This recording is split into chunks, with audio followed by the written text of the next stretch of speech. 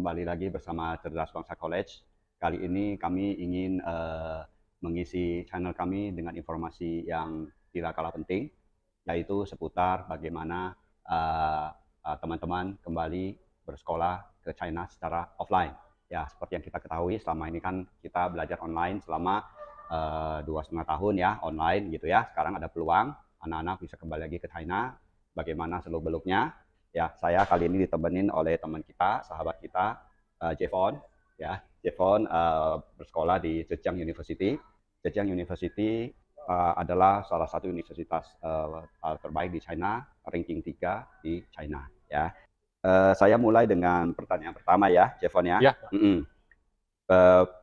Bagaimana sih kronologinya Jevon ini dari belajar di offline di Indonesia selama 2,5 tahun ini, lalu sampai bisa kembali bersekolah di China.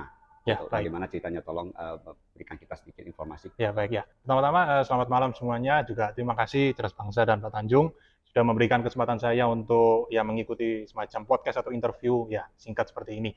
Lalu saya ingin memperkenalkan secara singkat kembali. Saya adalah Nicholas Jevon, berasal dari Surabaya. Lalu sekarang menempuh kuliah tahun keempat di Zhejiang University di kota Hangzhou, China, dengan jurusan System Information Management, yaitu di mana saya belajar 50% dalam hal ekonomi, manajemen, bisnis, dan lain sebagainya. Dan 50%-nya lagi itu dalam bidang teknologi. Begitu mungkin perkenalan singkat dari saya. Dan mungkin ya teman-teman sudah mendengarkan rumor atau mungkin beberapa berita dari teman-teman yang di China bahwa ada rumor gelombang 1 ini akan kembali ke China. Jadi mungkin teman-teman juga termasuk saya mengisi banyak sekali kuesioner ya ada yang dari PPI Tiongkok, organisasi PPI Tiongkok, ada yang dari Kedutaan Besar Republik Indonesia, atau ada yang dari PPIT cabang masing-masing, kota masing-masing. Nah, kalau saya sih pada saat itu memang mengisi semua form ya Pak ya. Ya. Nah, saya juga memang sangat ingin untuk kembali ya setelah 2,5 tahun begitu kan. Jadi ada apa form gitu saya sudah pasti isi. Nah, jadi ada 190 data ini yang didapatkan, jujur saya tidak tahu ini diambilkan data dari form yang mana begitu, tapi saya bersyukur bisa berada di dalam 190 begitu. Nah, lalu pada saat itu kan sekitar bulan Juni ya, jadi kami juga disarankan oleh pihak KBRI untuk segera menghubungi sekolah masing-masing. Nah, jadi di sekolah masing-masing kita harus mendapatkan namanya surat entry visa. Kalau dalam bahasa Mandarin adalah Hong Yifan Xiao Zhengming. Nah, surat ini itu menandakan bahwa mahasiswa sudah diterima kembali ke universitas masing-masing begitu. Oh, ya. Jadi sudah anggapannya diterima dan diperbolehkan kembali begitu. Ya. Ya, jadi kita dalam waktu secepat-cepatnya harus menghubungi pihak universitas untuk mendapatkan surat tersebut.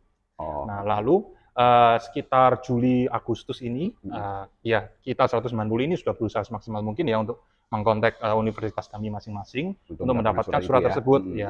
Ya, sekitar minggu lalu kami diadakan meeting oleh pihak KBRI juga.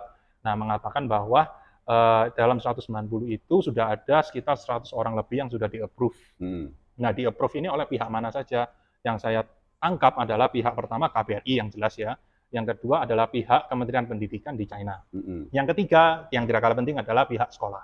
Jadi yang saya tangkap adalah ada beberapa mahasiswa dari 190, mungkin jumlahnya di atas 100, ini sudah mendapatkan persetujuan dari 3 instansi tersebut. Oleh karena itu minggu ini sudah mulai banyak beberapa mahasiswa itu yang apply visa di Jakarta ataupun di kota-kota cabang lainnya. Mungkin begitu. Ya, runtutan kronologinya.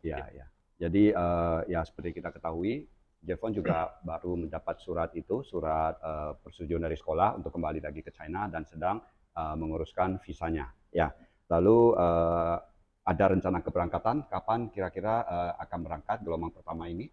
Ya, jadi untuk sementara waktu itu memang 28 Agustus, yaitu kalau video ini di syuting hari ini, berarti minggu depan itu kami sudah kembali. Kalau sesuai jadwal dari yang diberikan oleh pihak KBRI, yaitu itinerary sementara gitu ya.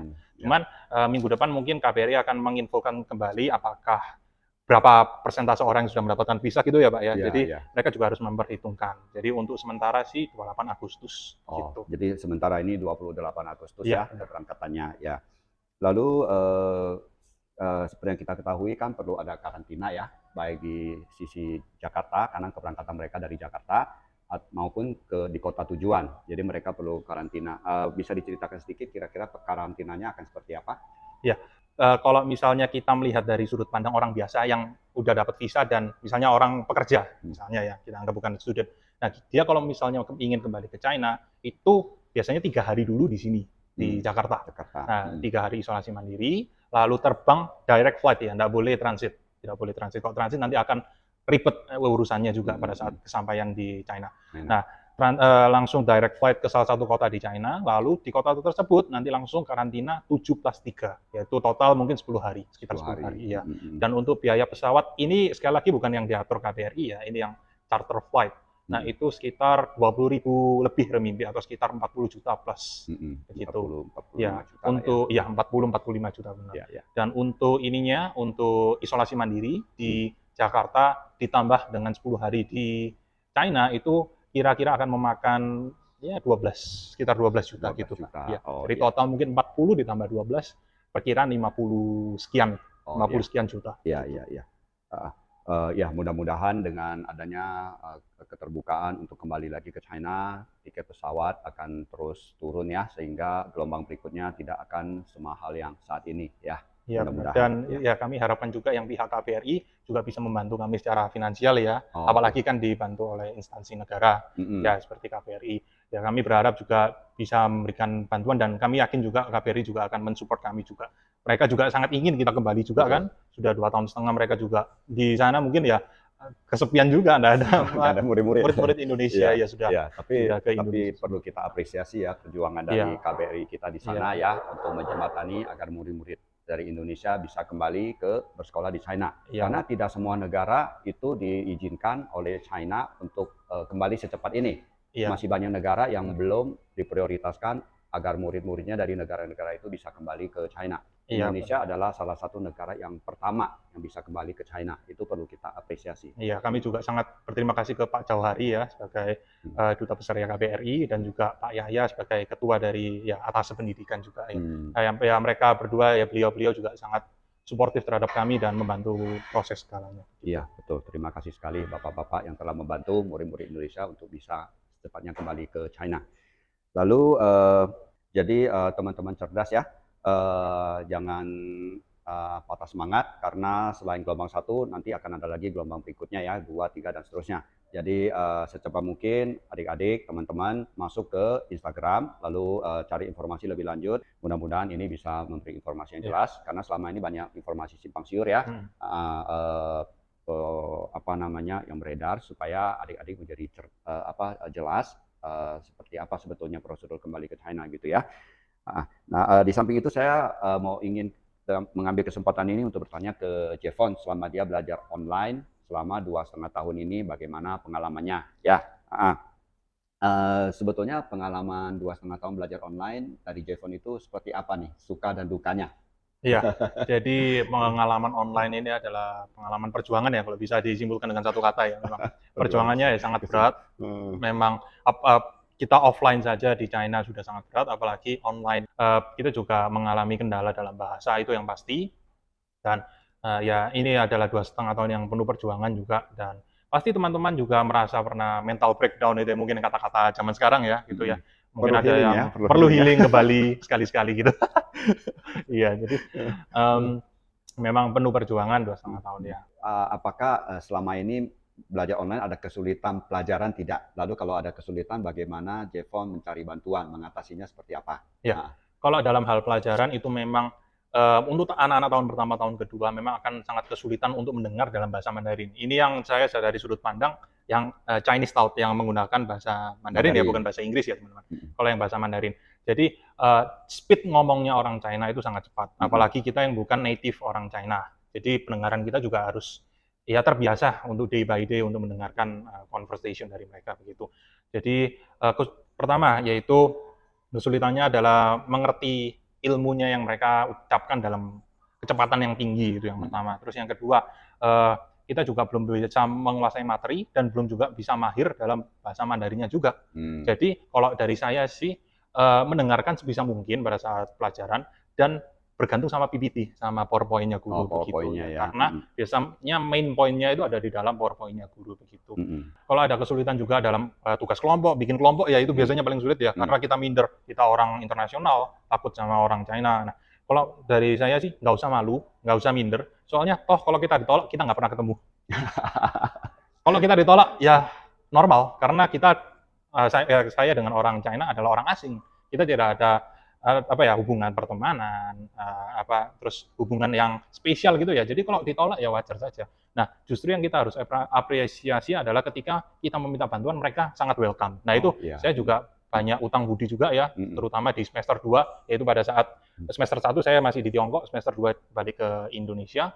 Nah, itu saya mengalami banyak sekali kendala, terutama di pelajaran seperti accounting, habis itu kalau di ekonomi itu namanya mikro ekonomi kayak Wei Quan Jing Zhi. Nah, itu kan banyak matematika, banyak ekonomi gitu ya, Pak ya. Jadi saya mau nggak mau untuk survive, untuk bisa lulus, coba chat satu-satu kayak di kelas random aja, misalnya grup kelas. Chat langsung, "Wei ni hao, apa gini, perkenalkan saya dari mana. Nah, apakah Anda bersedia membantu?" gitu ya. Chatnya gitu nggak usah malu. Toh kalau misalnya kita di-blok ya wajar, itu hal yang sangat wajar gitu. Jadi nggak usah malu. Jadi biasanya respon dari mereka seperti apa? Ya, kalau responnya sangat positif ya, terutama mereka itu jarang memiliki teman internasional. Jadi kalau kita bilang, "Saya dari Indonesia." Oh, saya juga ada beberapa pengalaman bahwa saya dari Indonesia. "Oh, kamu adalah teman internasional pertama saya." Jadi mereka juga bangga gitu, bisa bersosialisasi dengan orang tua. Dan juga ya jangan berkecil hati karena semua orang butuh teman. Kita butuh teman orang Chongkoren, mereka juga butuh teman Waikoren, yang international student. Sama-sama ingin membangun networking kan. Mereka pengen punya networking di luar negeri, kita pengen punya networking di China, ya jadi saling berteman. Itu suatu kebutuhan yang win-win ya. Gitu ya. Oke, thank you very much, Jevon. Jadi Jevon ini adalah murid yang dia mengambil di Zhejiang University, tapi sebelumnya Jevon mengikuti program persiapan kuliah yang diselenggarakan oleh China Campus Network. Ya, Cerdas Bangsa membantu Jevon menempuh pendidikan di China Campus Network, kelas persiapan namanya International Foundation Program, di mana di sana anak-anak diajarkan bukan hanya bahasa Mandarin, ya bahasa Mandarin umum, bahasa Mandarin akademis, lalu pelajaran-pelajaran core subjeknya seperti economics, seperti matematika, all in Chinese, semua diajarkan dalam Mandarin, sehingga ini menjadi bantuan ya menjembatani lah ya dari kita yang biasanya berpelajaran pakai bahasa Indonesia atau bahasa Inggris, lalu nanti kuliah pakai Mandarin, itu ada gap. Nah, gap ini yang mencoba dijembatani oleh China Campus Network. Nah, saya mau ada pertanyaan ke Jevon. Apakah Jevon merasa mengambil pendidikan di China Campus Network itu, kelas persiapan pre-university ya kalau kita sebutnya, mengambil persiapan itu lalu meneruskan kuliah di Zhejiang University, apakah program dari CCN itu membantu? Ya, baik. Ya, akan saya jawab ya. Ya, mengenai pre-univ class ya, kayak ada, jadi kalau untuk CCN itu mungkin ada beberapa jenjang ya, ada yang 1 tahun, 6 bulan, ada yang 3 bulan ya, kalau itu yang setahu saya. Nah, itu tergantung dengan level Mandarin teman-teman. Nah, kalau misalnya yang dari nol, dari basic sama sekali nggak bisa Mandarin, mungkin harus mengikuti yang lebih panjang, yaitu 1 tahun. Nah, pada saat itu saya memang memiliki basic HSK 4, level 4 gitu. Jadi saya mengikutinya yang 3 bulan, program 3 bulan gitu. Lalu saya merasa pada saat hari pertama, hari kedua, minggu pertama, ya itu sangat membantu. Tapi juga pasti bingung juga ya, namanya penyesuaian. Kita biasanya pakai Indonesia, pakai Inggris. Nah, ini full Mandarin dan kita dibiasakan untuk menggunakan Mandarin sehari-hari. Ya, jadi tentunya sangat membantu, bukan hanya dalam segi pelajaran ya. Kalau pelajaran juga membantu seperti ada ekonomi, kosakatanya yang paling penting ya. Terus matnya China itu juga berbeda dengan Indonesia. Nah, kalau yang di China itu lebih banyak Chengmingti kayak pembuktian. Nah, sedangkan kalau yang Indonesia itu Ciswanti kayak menghitung, hafal rumus, hitung. Nah, kalau di China itu pembuktian rumus dan lain-lain. Jadi memang ada perbedaan silabus dari Indonesia dengan China. Oleh karena itu saya juga merasa terbantu dengan mengikuti pre-univ ini. Setidaknya saya mengerti cara belajarnya gimana, cara materinya yang mereka pelajari itu apa aja. Jadi pada saat masuk kuliah S1 di Zhejiang University, ya setidaknya kagetnya nggak sekaget teman-teman yang nggak ada pengalaman di China sama sekali. Dan di samping itu kalau nggak salah Jevon juga mendapat beasiswa ya dari dari CCN saat mendaftarkan ke Zhejiang University ya. Iya, saya bersyukur juga itu beasiswa untuk tahun pertama. Ya, jadi tuition payment untuk tahun pertama memang di cover oleh beasiswa tersebut. Oh ya, bagus. Oke, pertanyaan terakhir, Jevon. Apa nih pesan Jevon sebagai kakak senior nih kepada teman-teman kita ya, sahabat cerdas yang masih lebih junior untuk keberangkatan ke China?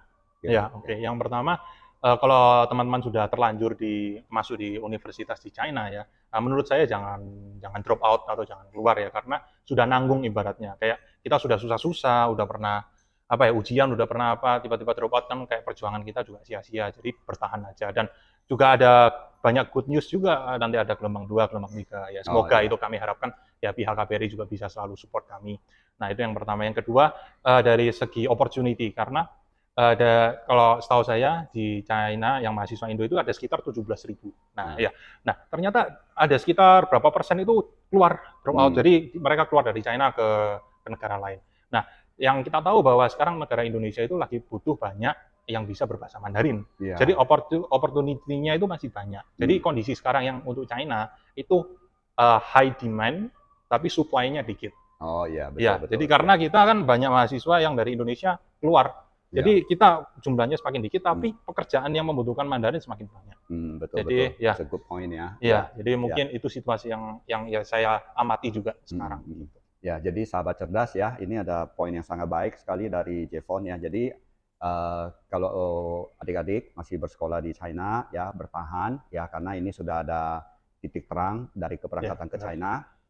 Dan jangan drop out, jangan quit gitu ya, karena apa namanya, barangkali ini adalah blessing in disguise, dalam artian kalau adik-adik tidak quit, tidak berhenti pindah ke negara lain, kesempatan di belakangnya akan lebih besar, opportunity untuk mendapat pekerjaan akan lebih baik, karena saingan adik-adik mengecil, teman-teman sebagian sudah pindah ke negara lain, sehingga itu mengurangi persaingan sahabat-sahabat cerdas pada saat Anda graduate gitu ya.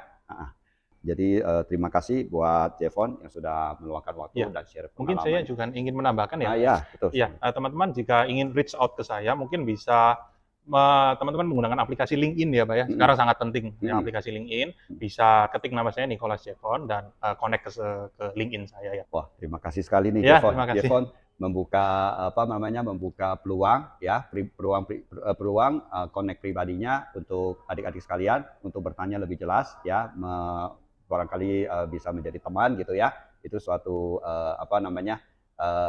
kesediaan yang sangat baik dari Jevon ya. Untuk itu kita berterima kasih banget ya. Terima kasih banyak Pak Tanjung. Mudah-mudahan ini memberi penjelasan yang lebih jelas kepada adik-adik semua tentang jalur keberangkatan dan sistem pendidikan dan yang lain-lain yang kita cover di video ini. Ya, mudah-mudahan berguna. Terima kasih. Ya, terima kasih. Terima kasih. Ya.